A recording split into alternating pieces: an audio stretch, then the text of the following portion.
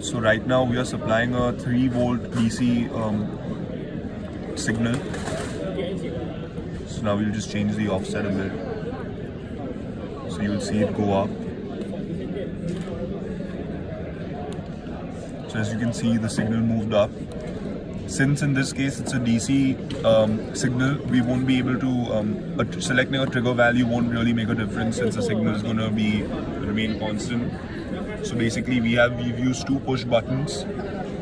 This one is a mode select, which helps you toggle through the modes. So if you can see on the bottom right of the display, we are in offset mode, trigger mode, scale mode. So scale basically helps you vertically scale the signal. Say if you want to stretch it out a bit vertically or shrink it, scale will help you do that. Offset mode just allows you to set an offset, and trigger mode allows the user to manually use the rotary encoder to select a trigger value, which he or she can use to display the signal. And yeah, that's it. And we have a VPP counter as well.